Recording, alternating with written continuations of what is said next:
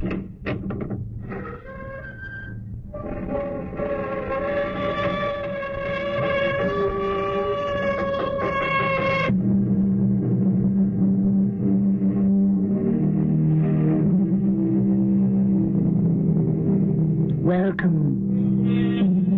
Come in. I'm Tammy Grimes.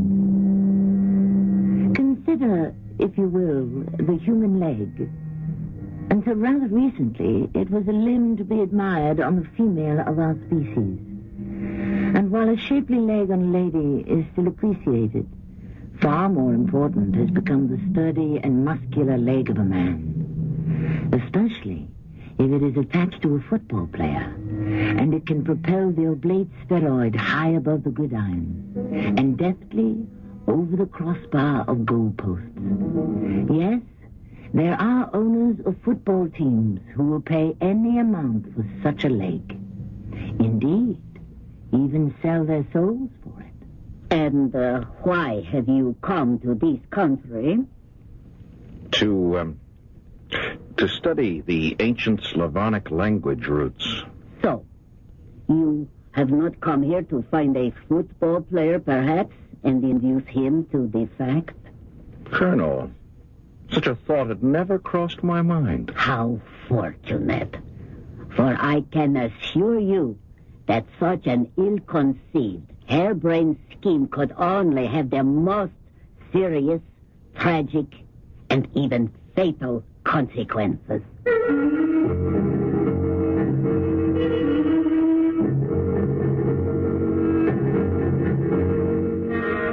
Our mystery drama, The $1 Million Leg, written especially for the Mystery Theater by Sam Dan and stars Tony Roberts. I'll be back shortly with Act 1. Well, despise it or adore it, you cannot ignore it. And it enters our lives with the first red leaf of autumn and departs with the last white snowflake of winter. To paraphrase Mr. Ira Gershwin, the Rockies may tumble, Gibraltar may crumble, they're only made of clay. But football is here to stay. And what does this tell us about our society? What's it supposed to tell us? I'm always uneasy when the heavy thinkers find social significance in what is basically a very simple activity. Namely, 22 beefeaters breaking heads for the possession of an inflated chunk of pigskin. Tom, are you mumbling into your beard about heavy thinkers again? I don't have a beard. Well, you should. After all, you're a heavy thinker now yourself. Well, I used to play football 10 years ago. Don't I know it? That's why Bobby married me. Was he thrilled to be the brother-in-law of an all-American quarterback? You have no idea what you did for his ego.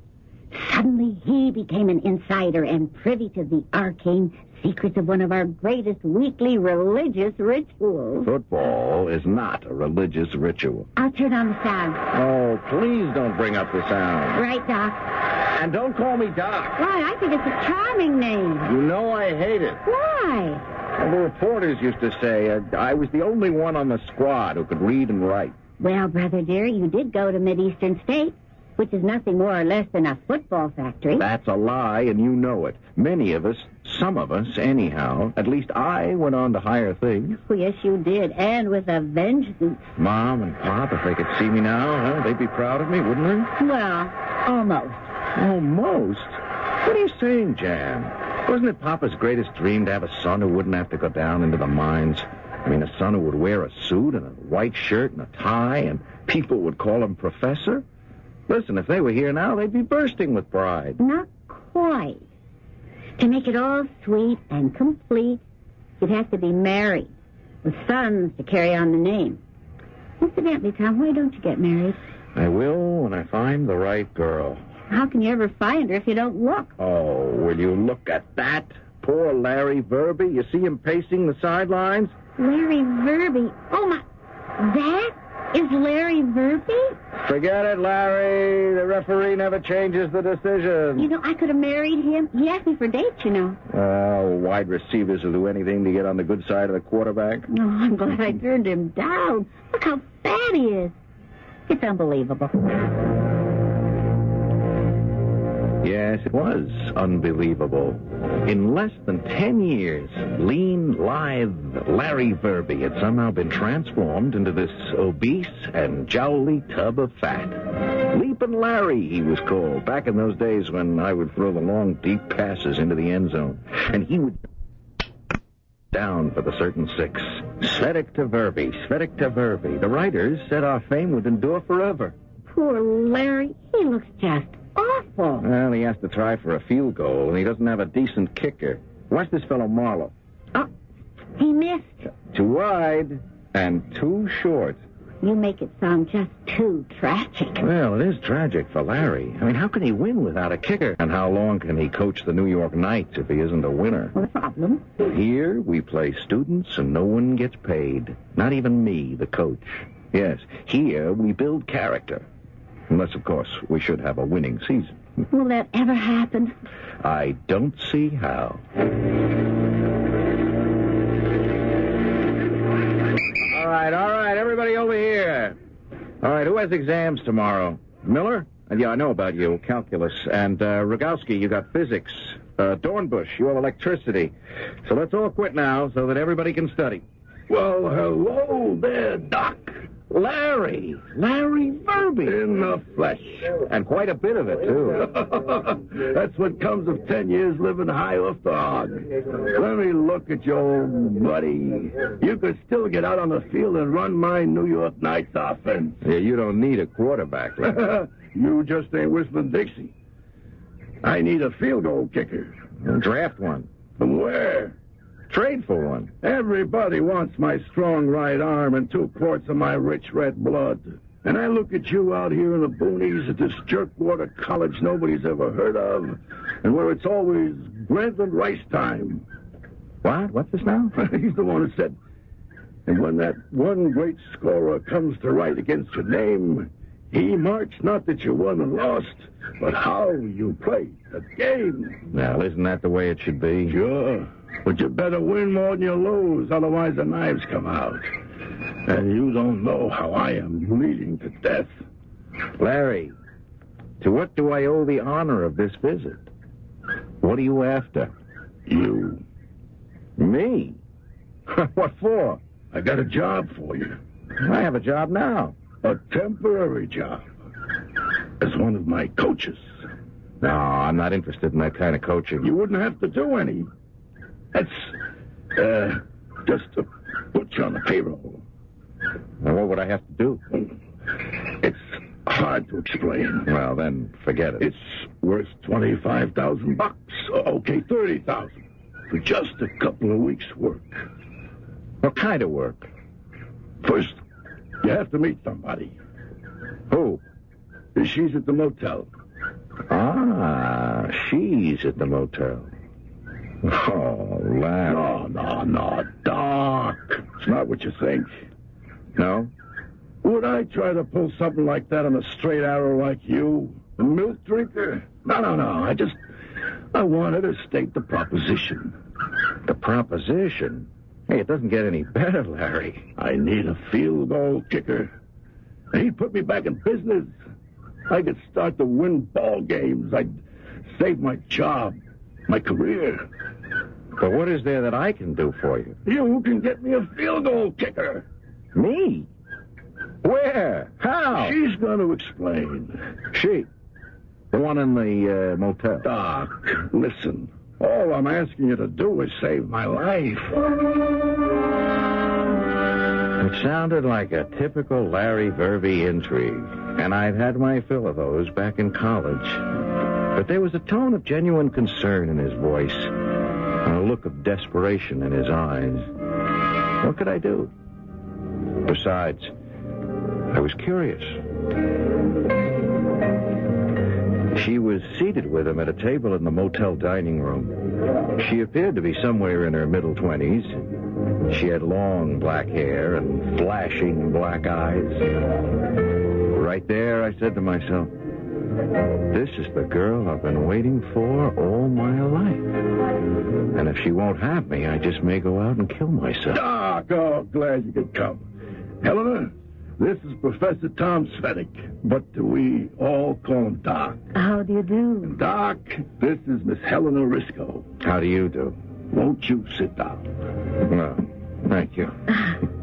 Larry has said so much about you. Oh, has he? Of your exploits on the field of football. That's all long ago and far away. But you are also now the professor. Yes, yes. And you shall be going to my country. That is, it is my country no longer, but where I was born, Bulgaria, to attend the Convention of World Scholars of Slavonic Languages. Yes. Of course, while there, you shall be in the capital city, Sofia. I believe so, yes. Perhaps you might ask permission to visit the countryside and travel to a small village high in the mountains near Macedonia. Why would I want to go there? Because it is my village. Well, then that's different. And they will allow you to go there because, after all, you are a professor and a scholar, and you wish to record the dialect of the hills. Yes, that sounds interesting. I had no idea what I was saying, even less of what she was saying.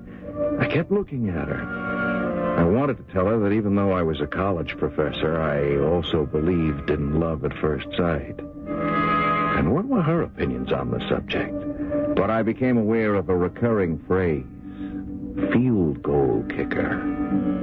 I wondered, what did this have to do with anything? Yes, he can be the field goal kicker, I think. The field goal kicker? Who? Who have we been talking about the last half hour?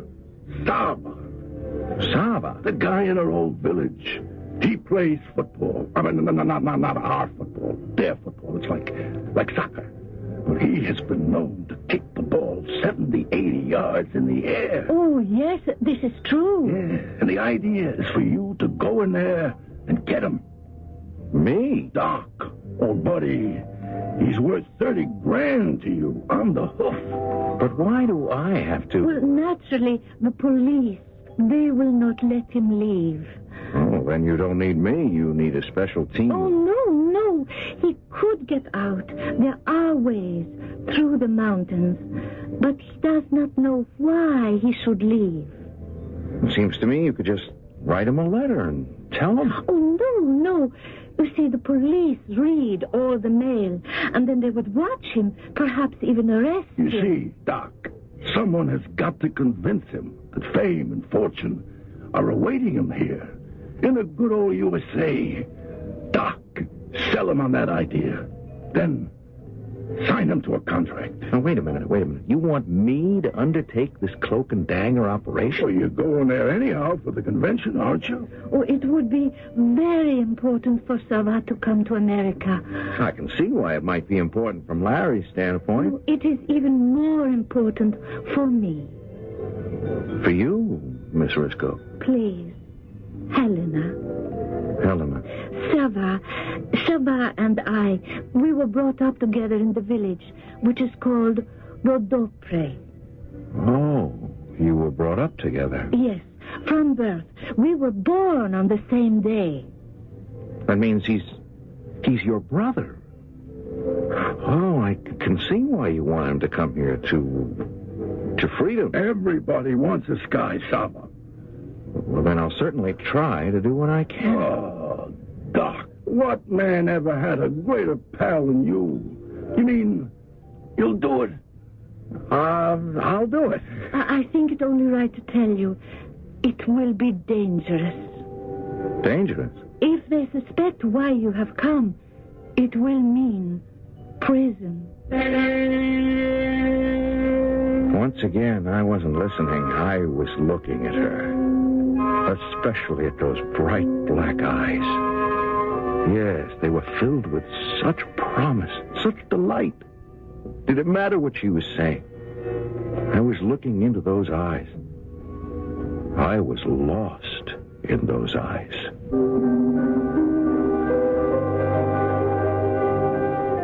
Which is a most wonderful and dangerous place to be lost?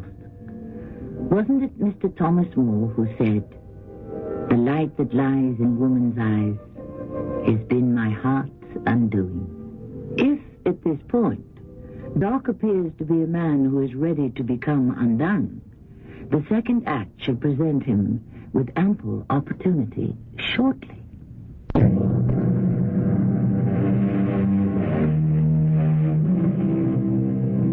Love is the oldest story in the world and the newest. Everyone who falls in love for the first time thinks he or she is telling the story for the first time. And in a way, one would suppose this is true. However, this began as a story about, of all things, football. Then, suddenly it became a love story with a hint of foreign intrigue. Where do we go from here? Still a month away, but I saw Helena every night. We'd sit and talk. She'd tell me about her village, but I was never happier.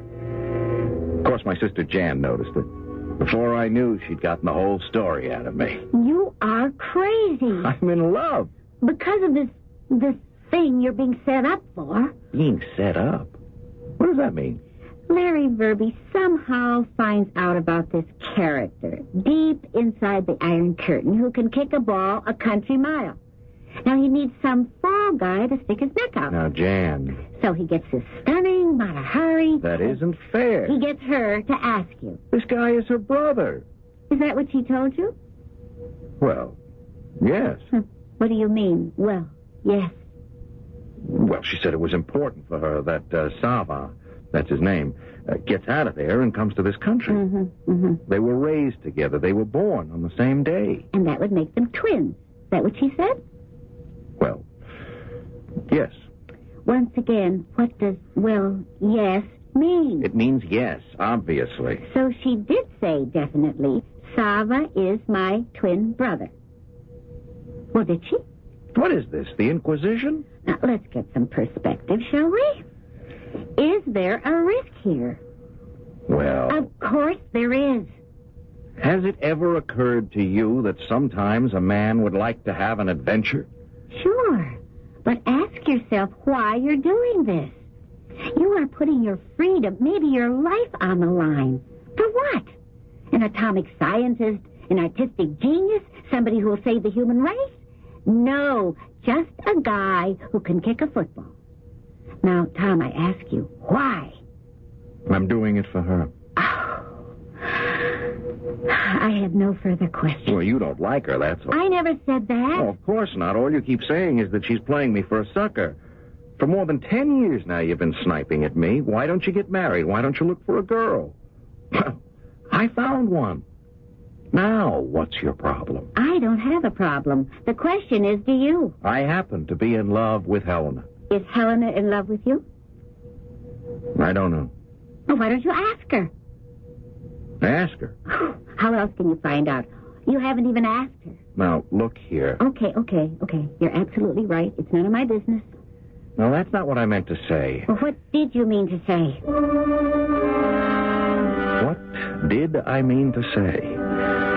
In response to the question, why don't you ask her? Why hadn't I asked her? I suppose I was afraid I wouldn't get the answer I wanted. In all the time we'd spent together, we never spoke about love. We talked about almost everything else, but never about love. Tonight I was determined it would be different. You have studied the literature of my country? Yes. There's a novel by Ivan Vasov. It's called Pod Igoto, Under the Yoke. Oh, yes. I read it years ago in school. I find the title most illuminating. Actually, it describes me. How? I'm also under a yoke. Oh, I don't believe that. Yes. I am no longer free. Why not? Because I'm in love. Oh? Do you know with whom I'm in love? Yes. Do you care to say anything? Doc, I cannot say anything. Why not? Because I am not free to speak. I don't understand. It's really very simple. I belong to someone else. You're in love with someone else? No, I did not say that. I said I belong to someone else. To whom? I belong to Sava. Sava? And he's your brother, isn't he? No. You said... No, I did not. You said you were born on the same day, raised together. That means he's your brother, and you said... No, I said nothing. But that's a technicality. Your silence led me to believe he was your brother. Yes, I know. And by letting me believe that, you were actually telling me a lie. Yes. But why? Because I wanted for you to bring him to this country, and I felt it was not the right moment to tell you that he is my fiancé. Your fiancé? Yes. I could see in your eyes that you had fallen in love with me. For that reason, you would risk your life for me. So... Yes? I lied to you. Do you love him? It does not matter. But it does. We were born on the same day. Our fathers were friends. They arranged for the marriage on the day of our birth. Oh, but that's old country nonsense. Sava has the right to hold me to the bargain our fathers had made. Helena.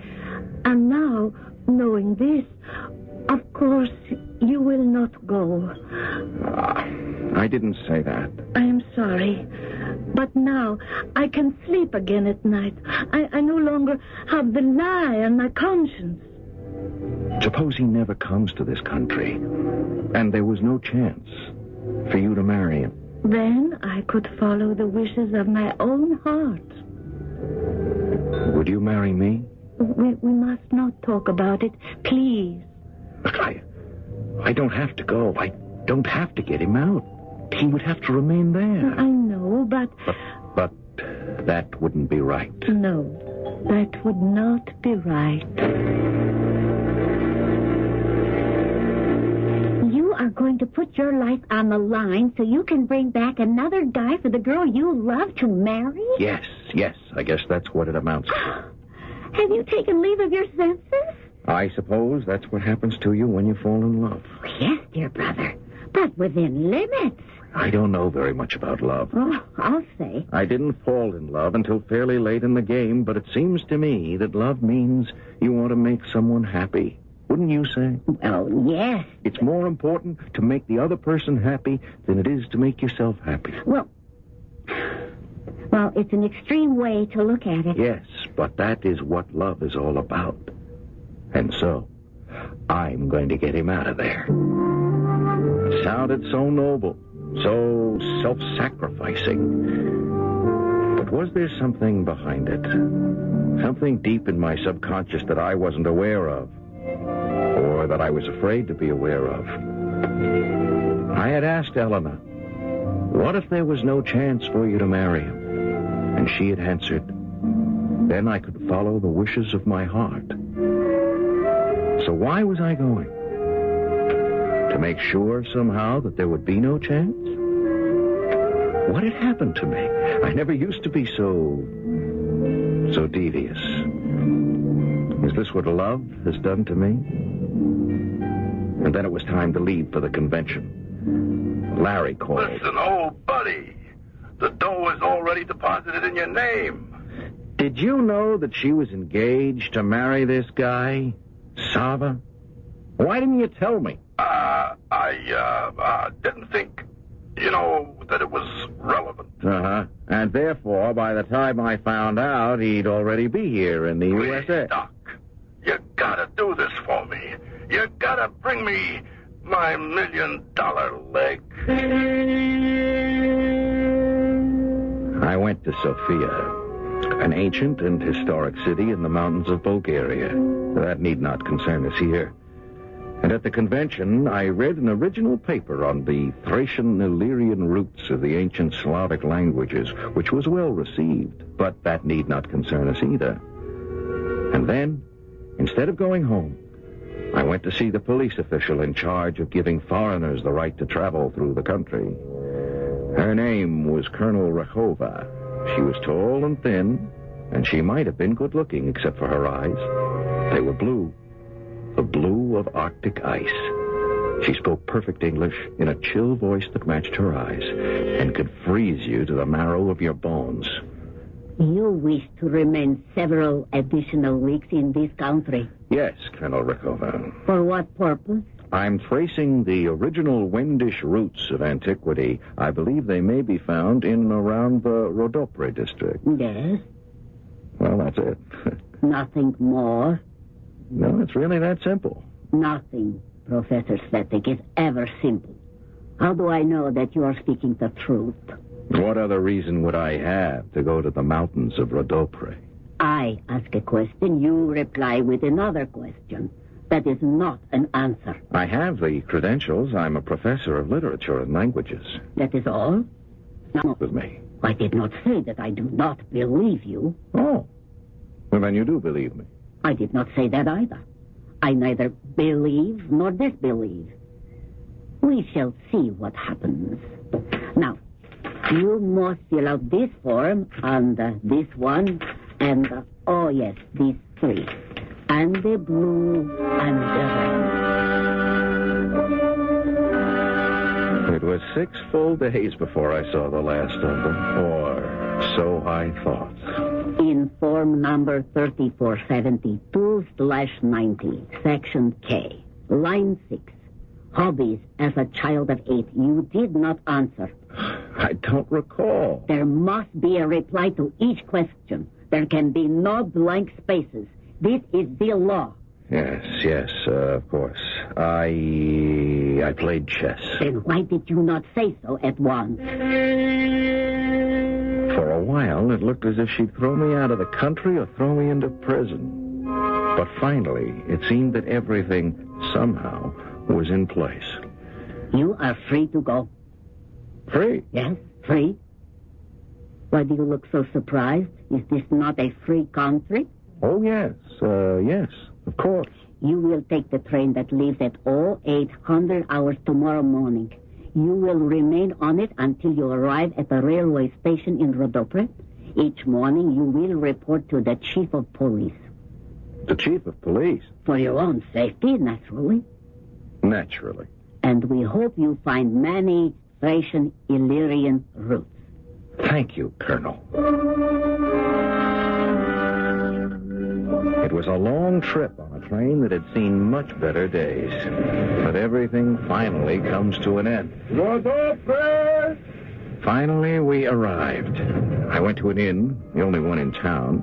The chubby girl behind the desk gave me a gap-toothed smile. You come from America? Yes. I have cousin in Pittsburgh. His name, Grigor Benko. You know him? No, I don't think so. He has big mustache. Everybody know Grigor.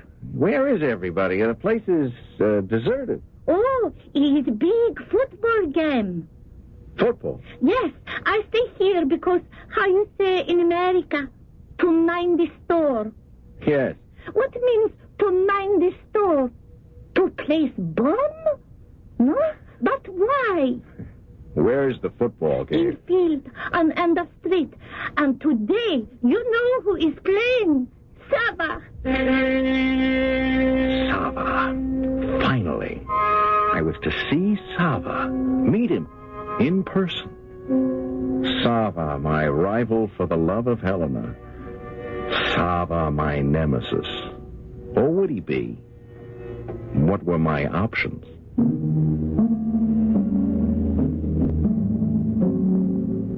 What kind of talk is this? Options. Didn't he come here to get Sava to come to the United States? Sava of the $1 Million Lake? Love, as they say, plays many tricks, and we shall soon discover that the hand is quicker than the eye. Or should we say the foot?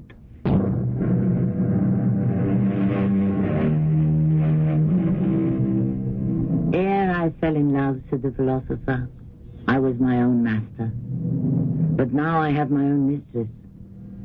Well, that's the true story of love and life, isn't it? A constant series of what are known as trade-offs. You give to get. And the ideal state of affairs is to have the ratio stand at 50-50. But unfortunately, the ideal situation can only be found in heaven. We are in a tiny village in the Balkans watching a game of football. Or, more properly, soccer. You couldn't miss him. He dominated the field. First, his size. He was well over 6 feet tall and built like an ancient Greek god. And second, his talent. He was absolutely magnificent.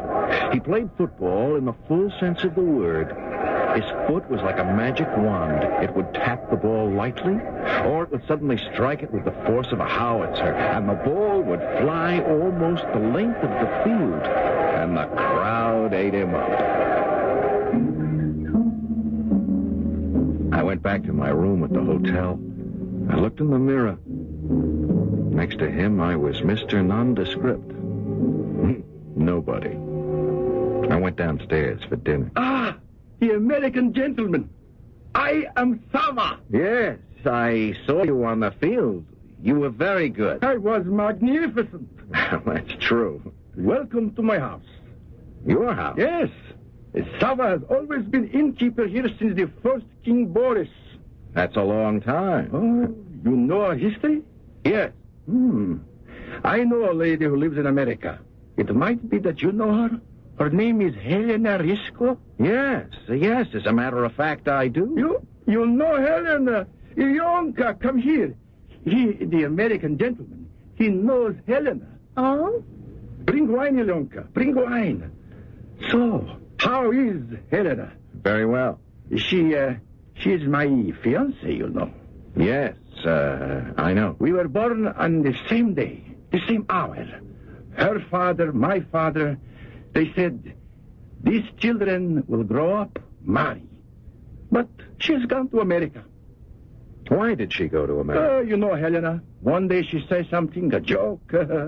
But the police, they do not like, and so it was thought perhaps it would be better for Helena should go to America.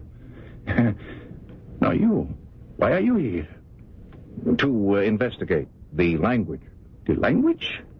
I teach languages in school in America. Ah, good. I want to travel through the mountains, talk to the people in the remote areas. I'll need a guide. There's someone who knows the country. You have found a guide. Me, who knows mountains better than Sava. Come, we drink wine, we be good friends. And we were good friends. You couldn't help liking him. He was brash and opinionated, but he had a pleasant quality about him. I didn't really tell him about the real purpose of my visit. Why was I stalling? I told myself I had to build up to it gradually. And I was doing that, really. How much money do you make playing football, Sava? Money? No, there is no money. It's fun. Well, in America, you'd make... Some stars make $1 million. $1 million? Oh, you could make $1 million. Me? How? Playing football in America. Oh, but that is American football. Well, all you would have to do is just kick it.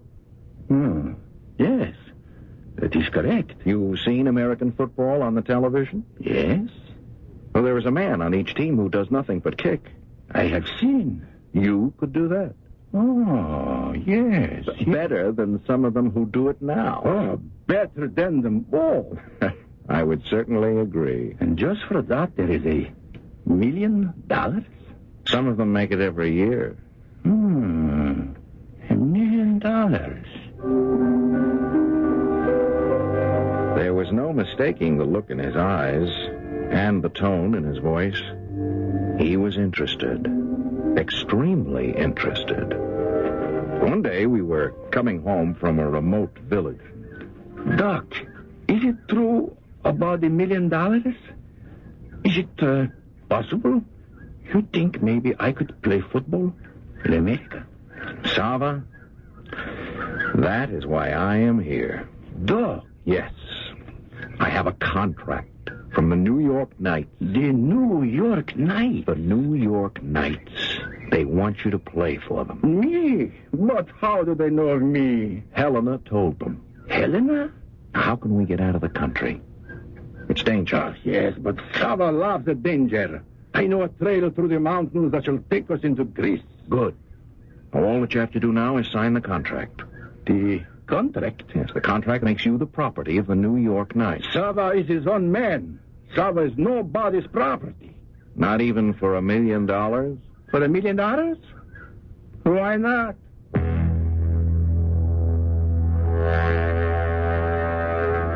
Dr. Sveti, how has the research been coming? Oh, splendidly. Is that a fact? I have also done some research. I have discovered that you, Professor, were a famous football player. That was in my youth. Can it be that you have not come here to study the roots of our language? What other purpose would I have? Is it possible here to seek football players? Oh, different game. You require people who can kick. And many Europeans go to America for that very purpose. Yes, I dare say. It was a thought that had occurred to me that perhaps you were here to persuade some of our players to defect to the United States. Colonel, I assure you that such a thought had never crossed my mind. How fortunate for you. Such an ill-conceived, harebrained scheme could only have the most serious, tragic, even fatal consequences. Fatal. Just then, a spark seemed to ignite in my mind. I could get rid of Sava. I had the papers in my pocket that could send him to prison for the rest of his life, if not the best part of his life. I could say to her, Colonel, this man solicited my assistance in getting to America, but I cannot take part in such a deception. And so we could make a deal, and I could be rid of him. But was it right? Was it fair? Fair? Isn't all fair in love and war? Colonel? Yes, Professor. Perhaps. What is it you wish to tell me? I wish to tell you that I'm so grateful for your permission to conduct this research. Oh, then you have discovered many things about our language. Yes, and also many things about myself. Doc. No. What? Are you awake, Doc? It's only 2 a.m. We must leave now. Now? The police, they suspect. How do you know? That colonel, she's here. But I thought I threw her off the scent. No. These dogs, they hunt too well. Soon they find the scent again. We must go now, while she sleeps. And she will sleep. What do you say? The wine. You drugged the wine? Just a pleasant powder to make sure. She dreams for a time. Come, we must go. Walk quietly. I'm trying. It is not much further. Only 50 miles. Only 50 miles? And we shall be safe. What's that? The police. I thought they'd fill these woods. But we shall be too clever for them. Come, it will soon be light. We must hide. I know a cave. See how these bushes hide the entrance. Get in quickly. And now we shall light a candle. Eat, rest, and you must tell me about America. Well, Wait. what is it? Be still. Somebody approaches. What happens if we're caught? We must not think of that. Should we put up a fight? Yes, we may as well die here. Be ready. If they are only 1 or 2, we shall have a chance. Use that heavy stick. No. Oh, no. Quiet. Ilonka. Why have you come here? Oh, Sava, you're leaving me. No, my darling Ilonka. I would have gone, and then I would have found a way to bring you to me. No, that is not true. I swear it. If you go to America, you will be forced to marry her. Helena. I did not think. In my foolish desire to go to America, I did not think. No, Ilonka, I cannot leave you. I love you. What are you saying? I will go back. You'll go back? Home. But that contract, you must tear it up. Burn it up. There will be no evidence. But you're turning down $1 million. What is money without Ilonka? I know, I sound like a fool. But Helena will insist that I live up to the agreement made by our fathers. Oh? Is that what you think? Yes, she was always madly in love with me. How could she help it? How could any of them help it? But I only love Ilonka. You don't love Helena? Helena, she never stops talking. How can any man love her? I don't know. I think she could find one. I wish she would.